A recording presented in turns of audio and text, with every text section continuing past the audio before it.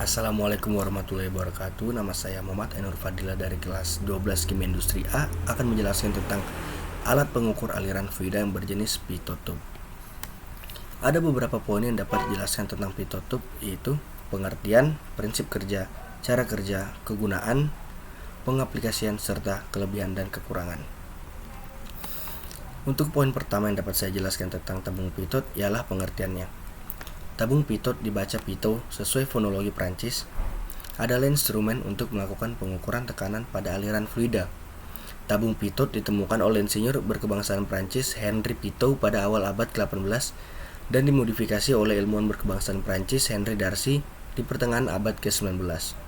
Tabung pitot telah digunakan secara luas untuk menentukan kecepatan dari pesawat terbang dan mengukur kecepatan udara dan gas pada aplikasi industri. Sedangkan untuk konstruksi pipa ini adalah berupa pipa biasa yang berukuran sedang di bagian tengah. Pipa diselipkan pipa kecil yang dibengkokkan ke arah inlet. Nah, ini adalah gambar untuk prinsip kerja dari pitot tube. Sedangkan untuk penjelasannya ialah prinsip kerja tabung pitot ini adalah merubah energi kinetik dikonversikan menjadi static pressure head dan biasanya digunakan untuk mengukur aliran fluida yang lambat. Prinsip ini didasarkan pada persamaan Bernoulli, di mana setiap istilah dapat diartikan sebagai bentuk tekanan.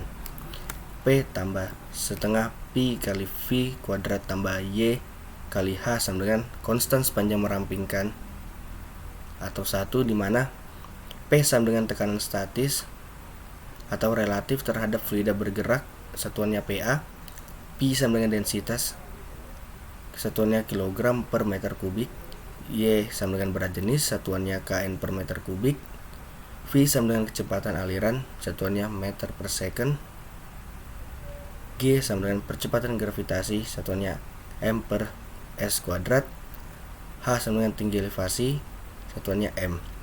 Setiap istilah dari persamaan ini memiliki kekuatan dimensi persatuan luas min N per M kuadrat atau dalam satuan imperial PSI LB per feet kuadrat.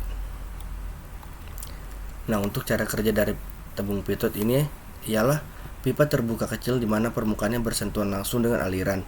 Pada tabung pitot ini terdiri dari 2 pipa, yaitu static tube atau untuk mengukur tekanan statis, impact atau stagnation tube untuk mengukur tekanan stagnasi sama dengan velocity head. Pipa yang mengukur tekanan statis terletak secara radial pada batang yang dihubungkan ke manometer atau pestat. Lalu tekanan pada ujung pipa ini di mana fluida masuk merupakan tekanan stagnasi atau PO. Kedua, pengukuran tekanan tersebut dimasukkan dalam persamaan Bernoulli untuk mengetahui kecepatan alirannya. Dan yang terakhir adalah sulit untuk mendapat hasil pengukuran tekanan stagnasi secara nyata karena adanya friksi pada pipa. Hasil pengukuran selalu lebih kecil dari kenyataan akibat faktor C atau friksi empirik.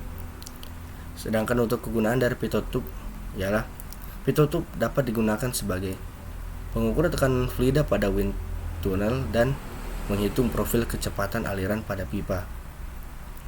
Pengaplikasian. Sedangkan untuk pengaplikasiannya, pitot tube umumnya digunakan untuk mengukur kecepatan pada pesawat atau airspeed, altimeter pesawat, serta untuk mengukur tekanan fluida pada wind tunnel atau terowongan angin.